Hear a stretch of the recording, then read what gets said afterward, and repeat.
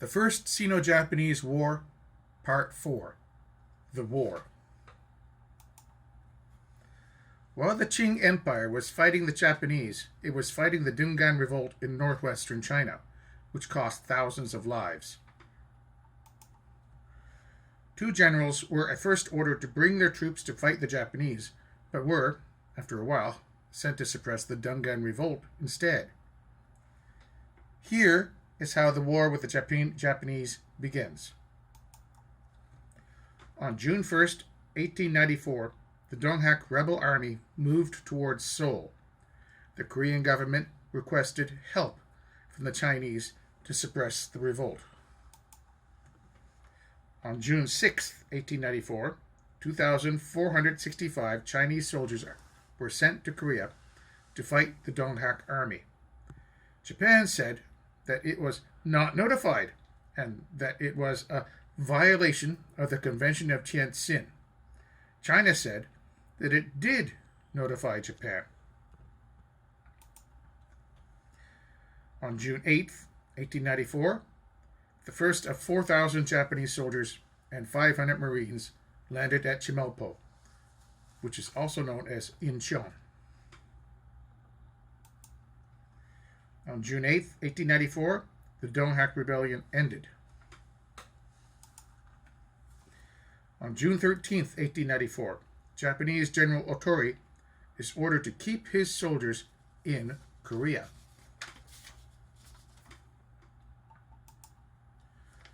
On June 16, 1894, the Japanese foreign minister and the Chinese ambassador met to discuss the future of Korea. The Chinese said that they will pull out of Korea, and Japan should do the same. China still wanted to keep a resident in Seoul to control the Korean government. On June 22, 1894, more Japanese troops arrived in Korea. Japanese Prime Minister Ito said that since the Qing Empire seemed to be making ready for war, then there is probably no policy but to go to war. On June 26, 1894, General Otori was presented a set of reform proposals to Korean King Gojong. King Gojong rejected the proposals and demanded that the Japanese withdraw their troops. On July 7, 1894, the British ambassador to China failed in his efforts to mediate the situation and calm things down. On July 19, 1894, the Japanese Combined Fleet was created, which had almost all the ships in the Imperial Japanese Navy.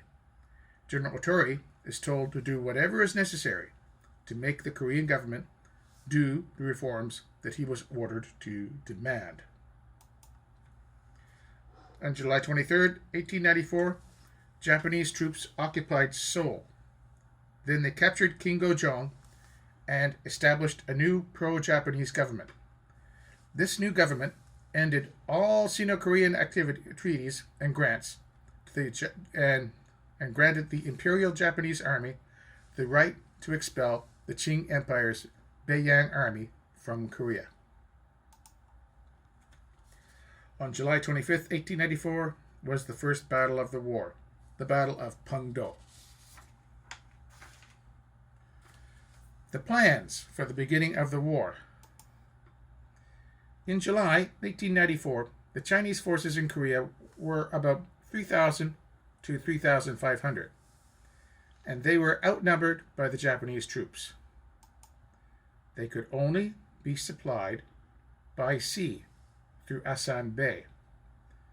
The Japanese plan was to first blockade Asan, then encircle them with the army. Japan had to first gain control of the sea.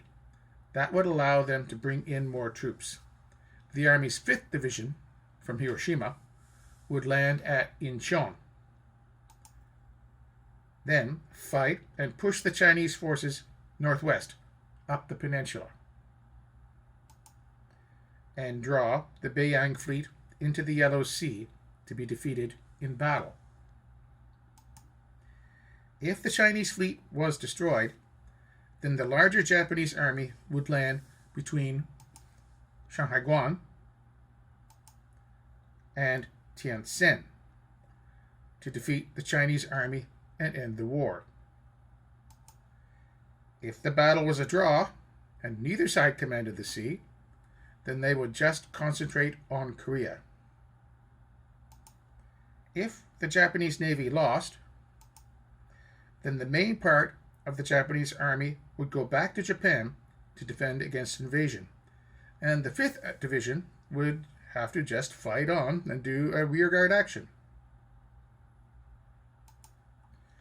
The sinking of the Cow Shing. On July 25th, 1894, 3 Japanese cruisers of the Japanese Flying Squadron, which meant reconnaissance, which were patrolling off Asan Bay, fought a Chinese cruiser and a gunboat. These ships had sailed out to meet the transport Cow Shing and its escort gunboat. After an hour-long battle, the Chinese cruiser escaped, but the gunboat, with it, grounded on rocks, then exploded. The Cow Shing was a 2,134-ton British merchant ship owned by the Indochina Steam Navigation Company of London. It had a British captain and 64 crew members. The ship was chartered by the Ching government to ferry troops to Korea, and they were on their way to reinforce Asan with 1,100 troops, supplies, and equipment. A German artillery officer, Major von Hanneken, advisor to the Chinese, was also aboard. It was due to arrive on July 25th. The Japanese cruiser Naniwa intercepted the Cow Shing and captured its escort ship. It then ordered the Cow Shing to follow the Naniwa and directed the Europeans to be transferred to the Naniwa. The Chinese troops on board wanted to return to Taku in China and threatened to kill the English captain and his crew. After 4 hours of negotiations, the Japanese captain decided to fire upon the vessel. A torpedo missed, but a broadside from the cruiser's guns hit the Cow Shing, which started to sink. In the confusion, some of the Europeans escaped overboard, but were fired upon by the Chinese. The Japanese rescued 3 of the British crew, including the captain and 50 Chinese, and took them to Japan. The sinking almost caused a diplomatic incident between Japan and Great Britain. It was ruled to be okay, though, because of the Chinese mutineers. Many observers considered the troops on board the Cow Shing to be the best the Chinese had. The German gunboat Iltis rescued 150 Chinese. The French gunboat Le Lion rescued 43. The British cruiser HMS Porpoise rescued a few more. Apparently, a small flotilla of international warships were watching the events.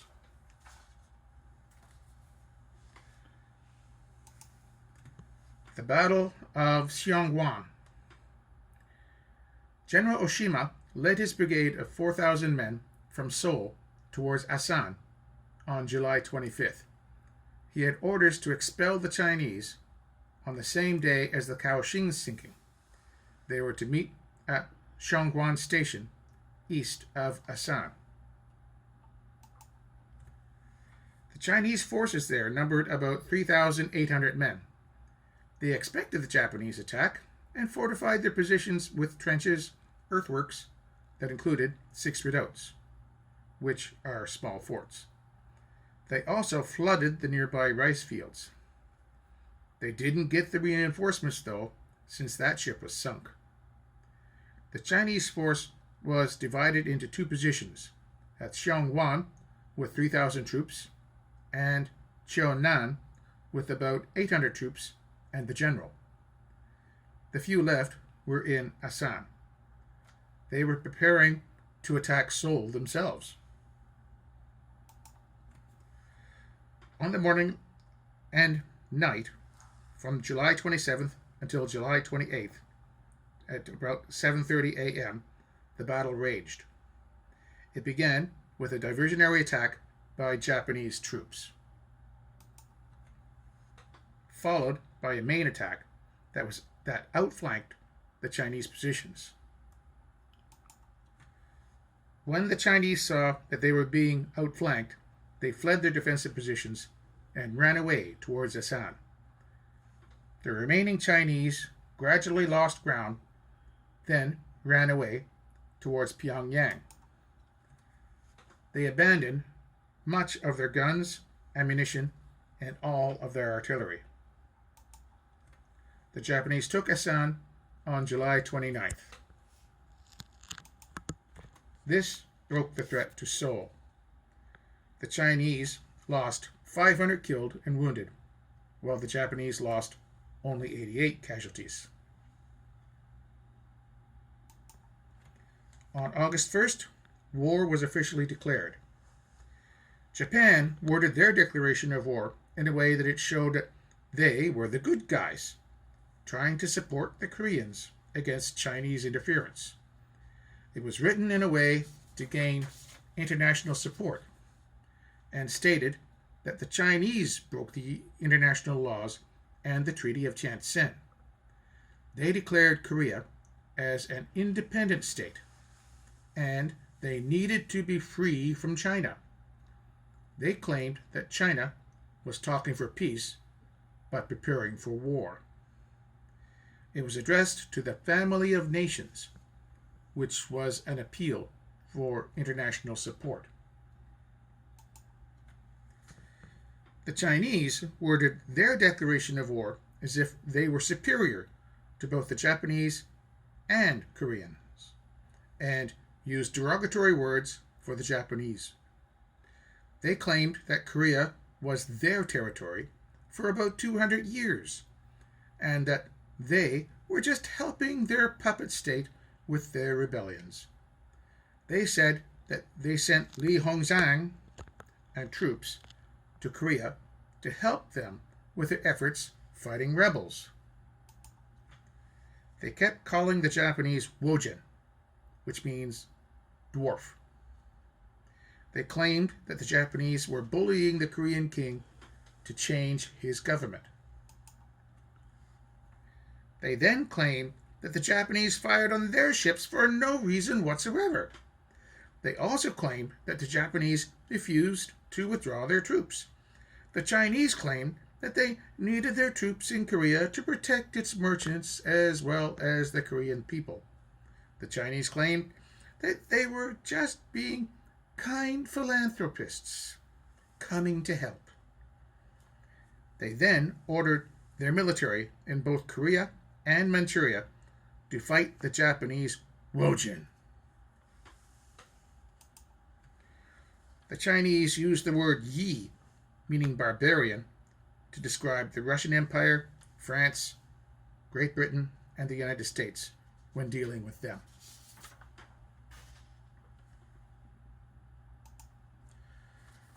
By August 4th, the remaining Chinese forces in Korea retreated to Pyongyang, where they were met with more troops from Korea. The 13,000 to 15,000 defenders then prepared defenses for the city. On September 15th, the Japanese army converged on Pyongyang from several directions. The Japanese attacked the city and took it through an attack from the rear of the Chinese positions. The defenders surrendered. There was a heavy rain overnight, which allowed the remaining Chinese defenders to escape and run away towards Uiju. Casualties were 2,000 killed and about 4,000 wounded for the Chinese. The Japanese lost 102 men killed, 433 wounded, and 33 missing. On September 15th, the Japanese army entered Pyongyang.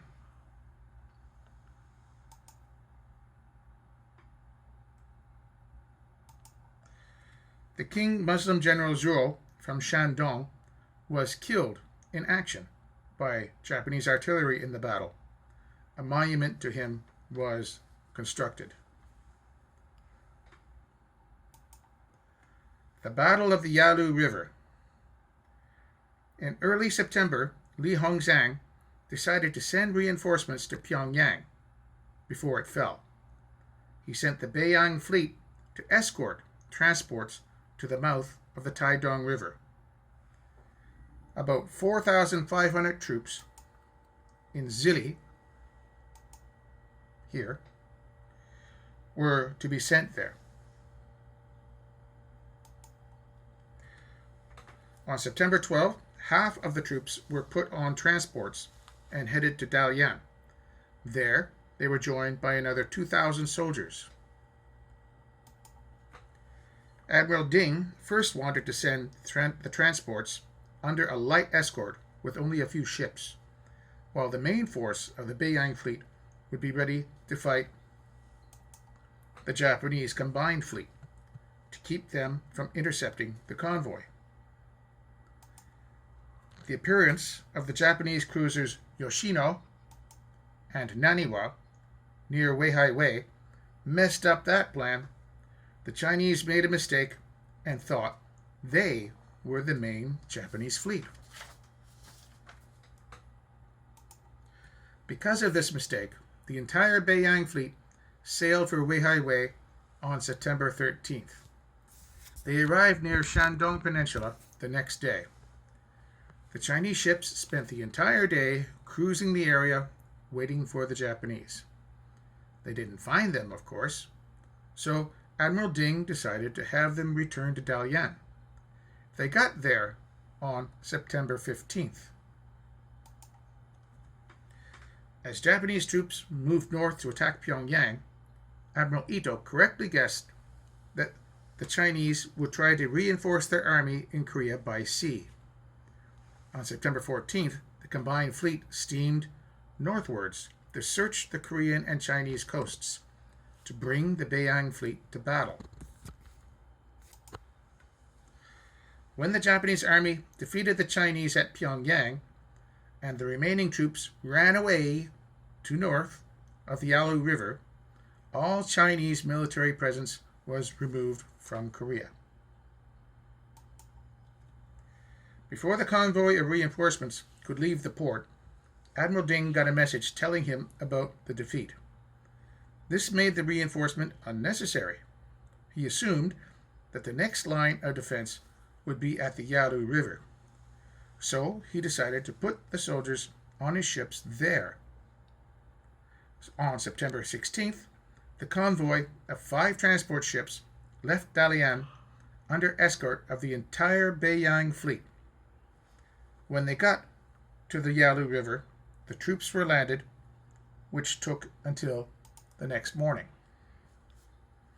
On September 17th, 1894, the Japanese combined fleet met the Chinese Beiyang fleet off the mouth of the Yalu River. The naval battle lasted from late morning to dusk and resulted in a Japanese victory. But the Chinese were able to land 4,500 troops by sunset. But the Beiyang fleet was near total collapse. Most of the fleet had fled or had been sunk, and the 2 largest ships, the Dingyuan and the Zhenyuan, were nearly out of ammunition. The Imperial Japanese Navy had destroyed 8 of the 10 major Chinese warships, giving Japan control of the Yellow Sea. The Japanese ships had speed and firepower. The victory shattered the morale of the Chinese Navy. The battle was the largest naval engagement of the war and was a major propaganda victory for Japan. The Battle of Julian Ching. After the defeat at Pyongyang, the Chinese abandoned northern Korea and took up defensive positions along the Chinese side of the Yalu River, near Julian, Ching. After the Japanese army received reinforcements, they began to move north quickly towards Manchuria on October 10th. On the night of October 24th, the Japanese crossed the Yalu River undetected by using a pontoon bridge. The next day, on the afternoon of October 25th, they attacked the Chinese outpost at Hushan, east of Julian, Ching. At 8:30 p.m., the defenders deserted their positions, and by the next day, they were running away from Julian, Ching. With the capture of Julian, Ching, General Yamagata's 1st Army Corps occupied the city of Dandong. In the north, some units of retreating Beiyang army set fire to the city of Fengjing. The Japanese had set a firm foothold in China, with a loss of only 4 killed and 140 wounded. The Japanese 1st Army Corps then split into 2 groups, with General Nozer's 5th Provincial Division from Hiroshima advancing towards Mukden, which is now called Shenyang. Lieutenant General Katsura's 3rd Provincial Division from Nagoya pushed west, chasing the fleeing Chinese forces towards the Liaodong Peninsula. By December, the 3rd Division had taken 6 towns along the way. The 5th Division continued toward Mukden.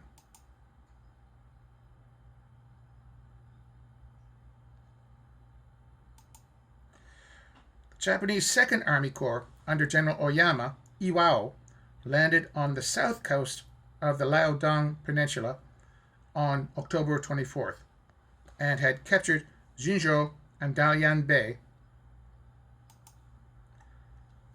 on November 6th and 7th. They then laid siege to Port Arthur, now known as Lushankou.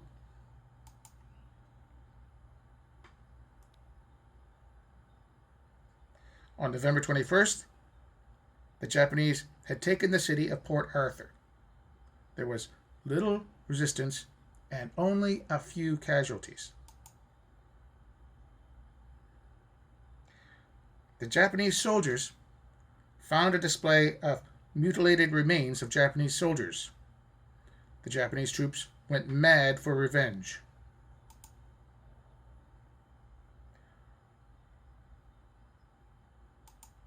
They went on a rampage, killing thousands of civilians.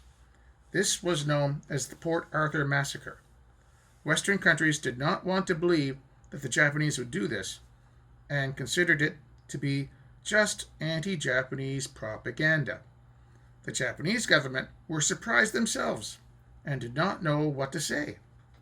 They then decided to deny the incident ever happened. Here is the story from a Japanese soldier. As we entered the town of Port Arthur, we saw the head of a Japanese soldier displayed on a wooden stake. This filled us with rage and a desire to crush any Chinese soldier. Anyone we saw in the town, we killed.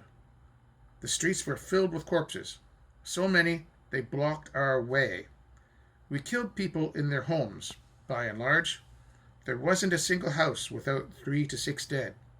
Blood was flowing, and the smell was awful. We sent out search parties, we shot some, and hacked at others. The Chinese troops just dropped their arms and fled, firing and slashing. It was unbounded joy. At this time, our artillery troops were at the rear, giving 3 cheers for the Emperor. By December 10th, Kaiping, which is now called Gaizhou, fell to the 1st Army Corps. The fall of Weihai Wei. Here. The remains of the Chinese fleet retreated behind the Weihai Wei fortifications. But they were surprised by Japanese ground forces. Here they are, where they were in the fortification area. Here is the direction of the Japanese forces. They had outflanked the harbor's defenses in coordination with the Navy. The Battle of Weihai Wei was a 23-day siege, with the main actions taking place between January 20th and February 12th. Historian Jonathan Spence noted that the Chinese admiral retired his fleet behind a protective curtain of contact mines and took no further part in the fighting. The Japanese commander marched his forces over the Shandong Peninsula and reached the landward side, facing the rest of China, on the other side of Weihai Wei. The siege was eventually successful. Chinese Admiral Ding committed suicide rather than surrender. A picture was drawn for the revisionist news, though, and like all revisionist fake histories, showed an event that never happened. Here is the picture of the Chinese delegation led by Admiral Ding and their foreign advisors boarding a Japanese ship to negotiate the surrender with Admiral Ito after the Battle of Weihai Wei.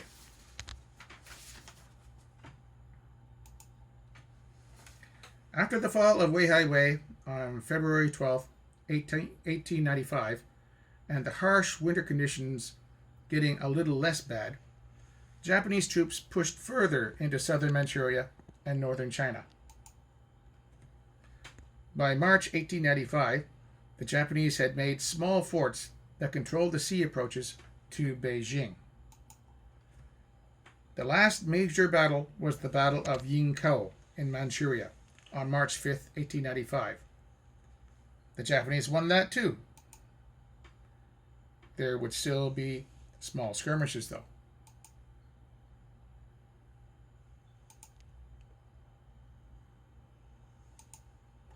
The Pescadores Campaign.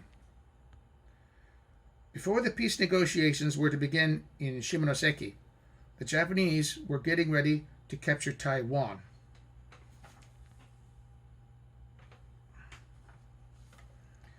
They didn't plan for taking the main island, though.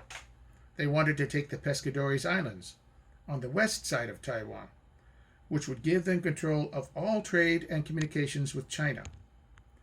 It would be a stepping stone for future invasion of the island. On March 6th, a Japanese reinforced infantry unit regiment of 2,800 troops and an artillery battery sailed from Ujina to Sasebo and arrived there 3 days later. On March 15th, the 5 transports were escorted by 7 cruisers and 5 torpedo boats of the 4th Flotilla, and they left Sasebo and headed south to Taiwan. The Japanese fleet arrived at the Pescadores on the night of March 20th, but it was stormy, so the landings were postponed to March 23rd after the storm. During the campaign,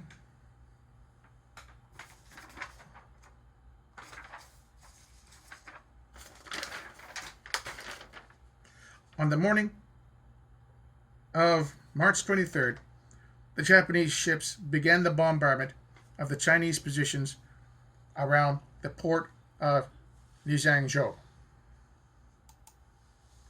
A fort guarding the harbor was quickly silenced. Around noon, the Japanese troops began landing. Then, one of the guns in the fort suddenly started firing again. This confused the Japanese troops, but the Japanese cruisers smashed the gun.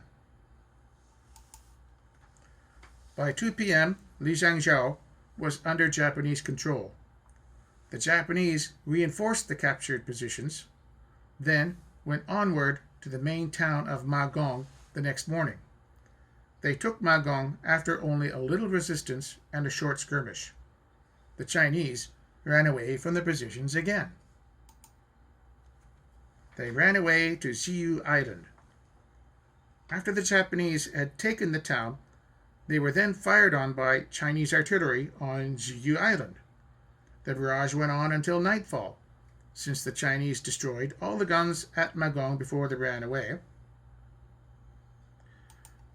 The Japanese warships didn't want to enter the strait between the Penghu and Ziyu Islands because of the threat of mines there. The guns caused some serious casualties among the Japanese forces. During the night, 30 Navy gunnery sailors managed to fix one of the Chinese guns of the Magong Coastal Battery. They used this gun to start shelling Ziyu defenses the next morning. The Chinese didn't fire back. When a unit of Japanese troops crossed over to Ziyu, they found that the Chinese had run away again, escaping on local fishing boats. The Japanese warships entered the strait the next day and found no mines there. Then they entered Magong Harbor. By March 26th, all the Pescadores Islands were under Japanese control.